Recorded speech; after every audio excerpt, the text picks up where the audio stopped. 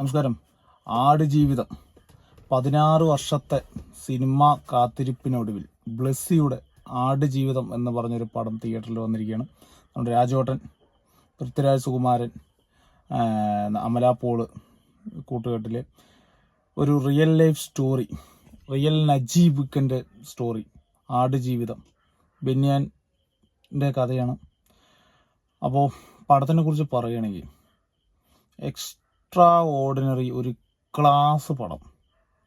കാരണം real life story എന്ന് പറയുമ്പോൾ അതിൽ ഏറ്റവും കൂടുതൽ ആർട്ടിഫിഷ്യലൊക്കെ സാധനങ്ങളൊക്കെ യൂസ് ചെയ്തിട്ട് ഒരുമാതിരി കുളവാക്കുന്ന ടൈപ്പുള്ള ഒരു റിയൽ ലൈഫ് സ്റ്റോറിയൊക്കെ നമ്മൾ കണ്ടിട്ടുള്ളതാണ്. ഒരു ഫിക്ഷനൊക്കെ കൂടി മിക്സ് ചെയ്തിട്ട് അതിൻ്റെ ലാസ്റ്റ് പത്രമാണ് നമ്മുടെ ദുരന്തമണി, ആ ഒരു പടം ഇറങ്ങിയത്.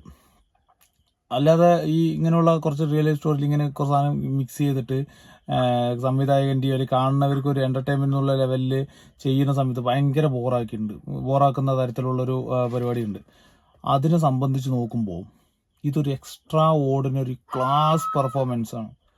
ഒരു രക്ഷയില്ലാത്ത ഒരു തരത്തിലും ഒരു ഷോട്ടിൽ ഒരു കോംപ്രമൈസും ചെയ്യിപ്പിക്കാത്ത തരത്തിലുള്ള അന്യായ ഫ്രെയിമുകളും അന്യായ ആക്ടിങ് ആൻഡ് അന്യായ ഡയറക്ഷൻ. ഒരു തരത്തിലും പറയാൻ വാക്കുകളില്ല. പൃഥ്വിരാജ് സുകുമാരൻ്റെ ഇതിനു മുമ്പ് നമ്മൾ കണ്ട പടങ്ങളിനെ സംബന്ധിച്ച് ഇത് വെച്ച് നോക്കുമ്പോൾ എൻ്റെ പൊന്നു മനുഷ്യ, എന്താ ഇതിൽ കാണിച്ചു വെച്ചിരിക്കുന്നു കൊണ്ട് നമ്മൾ കണ്ണു തള്ളിപ്പോണു. ചില സമയത്തൊന്നും പൃഥ്വിരാജ് സുകുമാരൻ തന്നെയാണോ ഇത് എന്നുള്ളത്. പിന്നെ ഇതിൻ്റെ സൗണ്ട്, ഇതിൻ്റെ മ്യൂസിക്, എയർ റൊമാൻജി പിന്നെ തകർത്തിട്ടുണ്ട്. പിന്നെ ഇതിൻ്റെ ഒരു മ്യൂസിക് ആയാലും മ്യൂസിക്കിൻ്റെ ഡിസൈൻ ആയാലും നമ്മുടെ റസൂൽ പൂക്കുറ്റി ആ മണൽത്തരിൻ്റെ ആ ഒരു ഇതടക്കം കറക്റ്റായിട്ട് ചെയ്തിട്ടുണ്ട്. 16 വർഷത്തെ ഇതിൻ്റെ സ്ക്രിപ്റ്റിംഗ് പരിപാടികൾ കൊണ്ട് 16 വർഷം നീണ്ടു. ഷൂട്ടിംഗ് കുറെ കൊറോണ കൊണ്ട് വൈകി, ഇങ്ങനെയുള്ള കുറേ പ്രശ്നങ്ങളൊക്കെ ഉണ്ടായിട്ടുണ്ട്.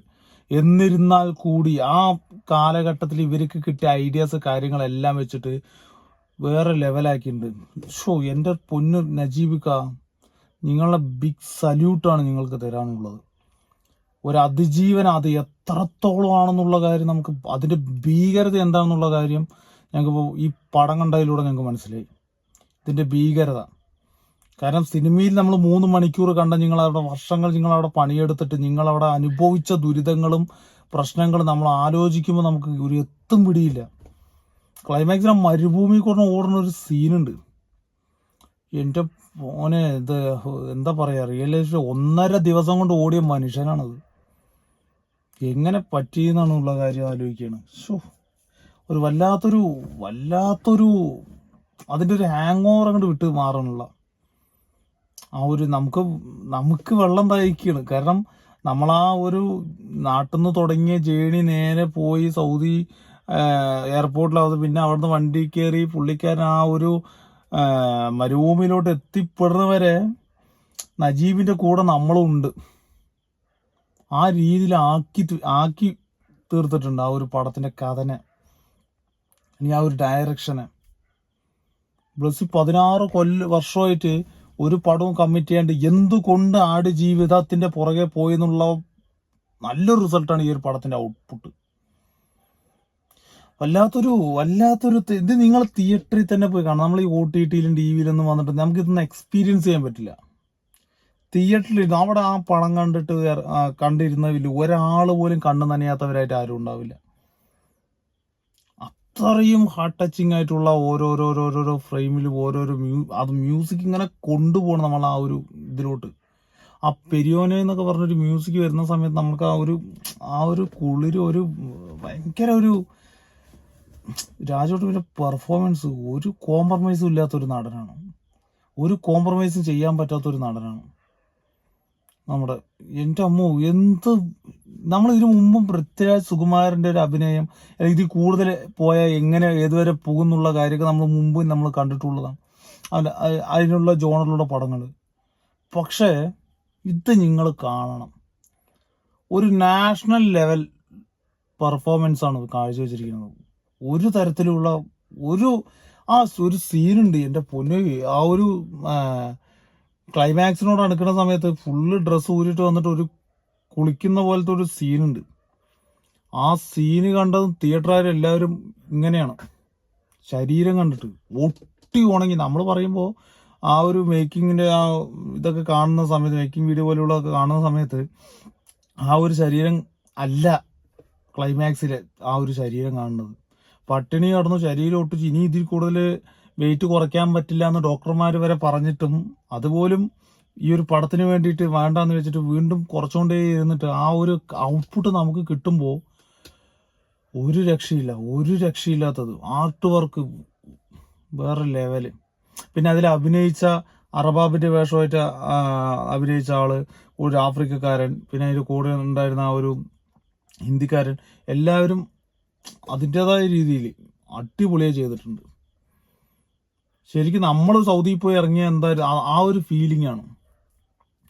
നല്ല ആ വെള്ളം കിട്ടാതൊക്കെ എങ്ങനെ കിടന്ന് നരഹിക്കുമ്പോൾ ആ സമയത്ത് നമ്മുടെ തൊണ്ട വരളുകയാണ്.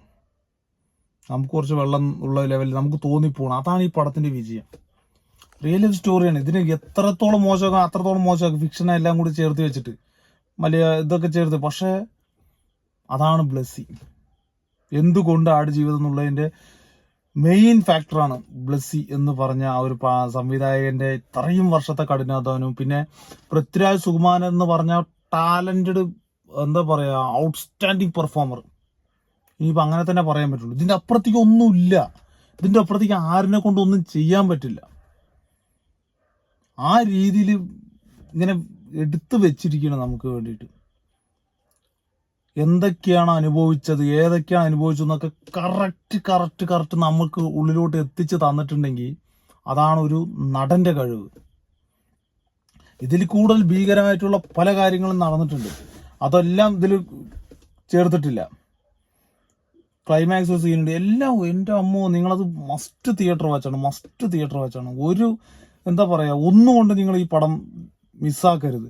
പിന്നെന്താണെന്ന് വെച്ച് കഴിഞ്ഞാൽ ഈ പെർഫോമൻസ് ബേസ് ക്ലാസ് അത്യുഗ്രം പടമാണ്. അത്യുഗ്രമായിട്ടുള്ള ഒരു പെർഫോമൻസ് ആണ്. അതും വിചാരിച്ച് ഒരു ബാഹുബലിയോ ഒരു ലൂസിഫറോ അങ്ങനെയുള്ള പടമൊന്നും വിചാരിച്ചിട്ടൊന്നും പോകണ്ട. ഒരാളും പോകണ്ട. റിയൽ ലൈഫ് സ്റ്റോറി എങ്ങനെ എടുത്ത് വെക്കാൻ പറ്റണോ അങ്ങനെ എടുത്ത് വെച്ചിട്ടുണ്ട് അതിൽ. അങ്ങനെ നിങ്ങൾ കണ്ടാൽ മതി ആ ഒരു പടത്തിന്. അയ്യോ ലാഗാണ്, അയ്യോ അത് അങ്ങനെയില്ല, അത് ഇങ്ങനെയില്ല എന്നൊക്കെ പറയണ ഒരു ഓടിക്കോ കണ്ടാൻ വഴിയെന്നേ പറയാനുള്ളൂ. രാജുവേട്ടനെയൊക്കെ സമ്മതിക്കണം. ആ പുള്ളി ഇതിനു വേണ്ടിയിട്ട് ചെയ്ത ആ ഒരു പ്രയത്നവും കാര്യങ്ങളെല്ലാം. ഒന്നുമില്ലേ, ഒരു വര, ശരീരം വെറും ഒരു വരയാണ്.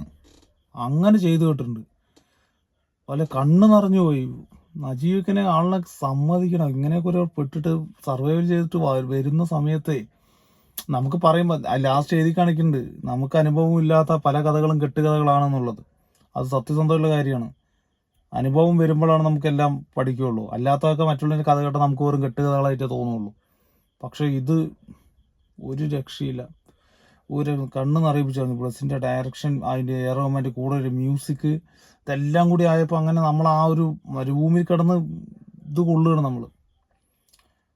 അടിപൊളിയായിട്ട് മസ്റ്റ് തിയേറ്റർ വെച്ചാണ്. ഒരു കാരണം വെച്ചാൽ ഈ ഒരു പടം നിങ്ങൾ തിയേറ്ററിൽ നിന്ന് മിസ്സാക്കരുത്. ഓൾ ദി ബെസ്റ്റ് ആടുജീവിതം ടീമും. Prithviraj Sukumaran, hats off U.